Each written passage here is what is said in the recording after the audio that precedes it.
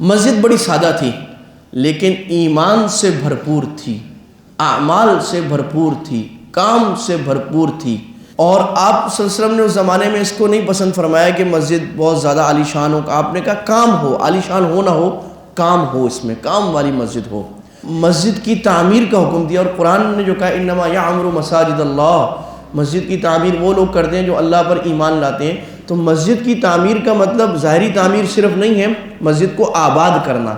اس لیے قرآن کی اس آیت کا ہم ترجمہ کرتے ہیں مسجد کو آباد وہ کرتے ہیں جو ایمان والے ہیں۔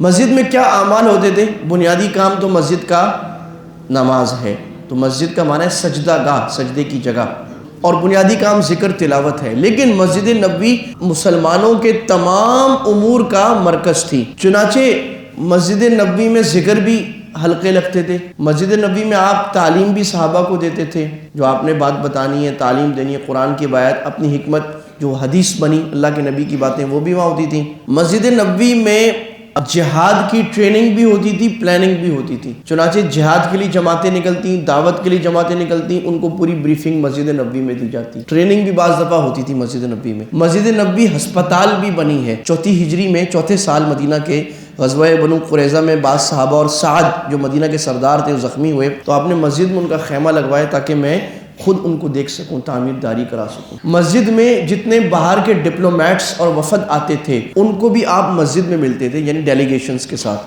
تو فورن آفس بھی مسجد تھا، روم کے قاصد آتے تھے، بحرین کے قاصد آتے تھے۔ مدینہ میں یہودی تھے اور بعد میں منافقین آ گئے جو اسلام کو تکلیف پہنچانے اور ضرر پہنچانے اور اسلام کو توڑنے کی کوئی موقع ہاتھ سے نہیں جانے دیتے تھے، ان کی جاسوسی کا مرکز بھی مسجد نبوی تھی۔ چنانچہ مسجد نبوی میں ایک پورا مرکز تھا، کچھ صحابہ اس بات کے لیے مقرر تھے کہ منافقین کوئی غلط کام تو نہیں کر رہے ہیں، ان سے ہوشیار رہا جائے، تو وہ بھی اب مسجد نبوی میں رپورٹ کرتے تھے آپ صلی اللہ علیہ وسلم کو آ کر۔ اور مسلمانوں کے نکاح بھی مسجد میں ہوا کرتے تھے۔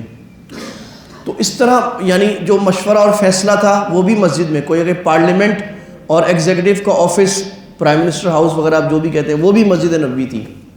سارے اعمال جو تھے مسجد نبوی کے۔ یہاں 2 باتیں ہیں سمجھنے کی۔ نمبر 1 یہ بات کہ مسجد صرف اس کام کے لیے نہیں ہے کہ نماز ہوئی اور آپ تالا بند کر کے چلے گئے، بلکہ مجلس زندہ ہونی چاہیے مسجد۔ یہاں ہر نماز کے بعد کبھی درس قرآن کا حلقہ، کبھی درس حدیث کا حلقہ، کبھی کوئی اور حلقہ لگاؤ، یہاں تک کہ جس کو ہم عصری تعلیم کہتے ہیں وہ بھی مسجد میں ہو سکتی ہے۔ سائنس اور فزکس اور انجینئرنگ کی تعلیم بھی مسجد میں ہو سکتی ہے، اور لوگ کر رہے ہیں، کیونکہ ہمارے ہاں تو یہ سارا دین ہے، جو بھی علم ہے جو مسلمانوں کے لیے مفید ہے وہ سارا کا سارا کیا ہے؟ دین ہے۔ یہ بھی مسجد میں ہو سکتا ہے۔ اور دعوت کے حلقے مسجد میں لگنے چاہیے، دعوت کی جماعتیں نکلنی چاہیے، تعلیم ہو رہی ہو مسجد میں، کام ہو رہے ہو، مسلمانوں کا کمیونٹی سینٹر ہو، محلے کے بارے میں بات ہو رہی ہو۔ بھائی محلہ کیوں گندا ہے ہمارا یار؟ ہم یہاں 500 لوگ رہتے ہیں، ہر آدمی ہفتے کا 100 روپے بھی دے دے، محلہ صاف ہو جائے۔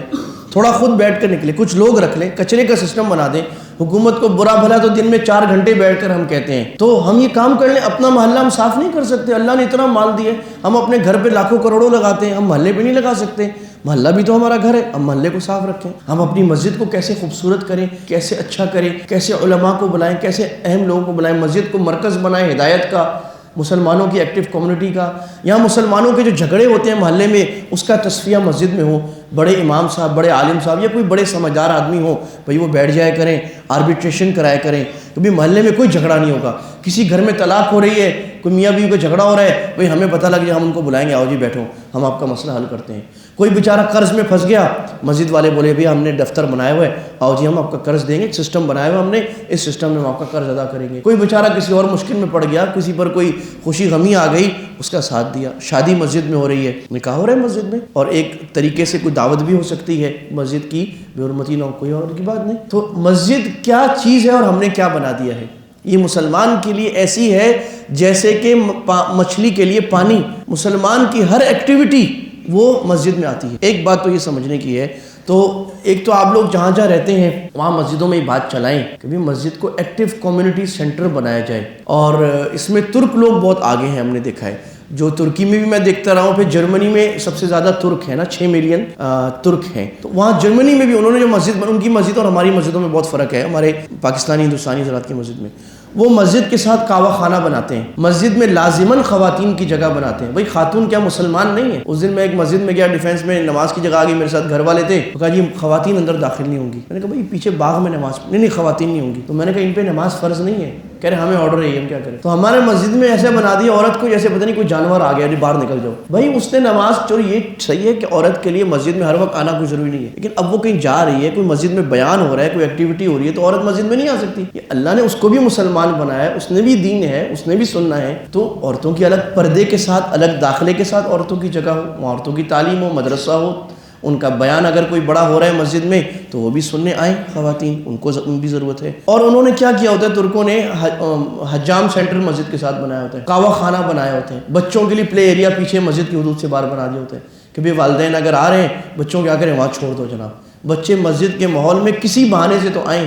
مسجد میں بچہ شور, میں نے ترکی میں دیکھا ہے ہمیشہ مسجد میں بچے بھاگ رہے ہوتے ہیں, شور کر رہے ہوتے ہیں, کوئی بڑا کچھ بھی نہیں کہتا اس, کیونکہ ان کا یہ خیال ہے آج اگر ہم نے اس بچے کو مسجد سے بھگایا یہ بڑے ہو کر پھر نہیں آئے گا, پھر ہم جب جوان ہوگا ہم بلائیں گے یہ آئے گا نہیں. تو آج تھوڑا کھیل رہا ہے, بھاگ رہا ہے, تھوڑا سمجھا دو, کوئی بات نہیں برداشت کر لو, یہی بچہ اسی مسجد میں نماز پڑھے گا, آج کو کرنے دو جو کرتے ہیں. بلکہ پلے ایریا بنا کے دیا ہوا بچوں کو مسجد کے پیچھے, کھیلو کوئی بات نہیں, بلاک سے کھیلو, کام کرو, مسجد کے ماحول میں رہو. اذان تو سن رہے, نماز کی آواز کا رس تو اس کے دل میں آ رہا ہے.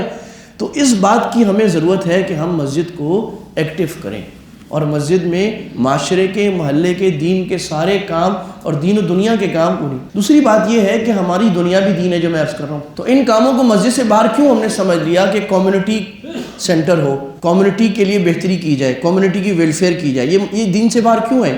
یہ تو دین کا عین کام ہے. یہ وہ کام ہے جو اللہ کے نبی نبوت سے بھی پہلے کیا کرتے تھے. نبی بننے سے پہلے آپ کے کیا کام تھے؟ بیواؤں کا خیال کرنا, یتیموں کا خیال کرنا, بھوکے کو کھانا کھلانا, پیاسے کو پانی پلانا, اور اجتماعی کاموں میں حدیث میں آیا وہ تعین علی نوائب الحق, جو حضرت خدیجہ نے کہا اجتماعی کاموں میں آگے بڑھ کر حصہ لینا, اپنے آپ کو پیش کرنا. جو ایمرجنسی کے کام ہے, کوئی اجتماعی کام ہے, ملک کا مسئلہ ہے, گٹر بند ہو گیا, روڈ صحیح نہیں ہے, کوئی مسئلہ ہے, ٹریفک کا مسئلہ ہے, درخت لگانے, پودے لگانے, لوگوں کا مسائل حل کرنے, یہ مسجد میں ہونا چاہیے. تو بھی اس کا ارادہ فرمائیں کہ ہم نے یہ بات چلانی ہے حکمت سے, کوئی فتنہ فساد نہیں, کہ ہماری مسجدیں جو ہے وہ آئیڈیل ایک کامیاب مسجد ہو جو مسلمانوں کا دل کی طرح دھڑکتی ہو, اور مسلمان ہر محلے کا آدمی اس مسجد کے ساتھ کسی نہ کسی بہانے وہ آئے اور آنے پر مجبور ہو. اور میرا ارادہ کب سے ہے اس مسجد کو بھی ہم آہستہ آہستہ اس میں یہ کام شروع کریں.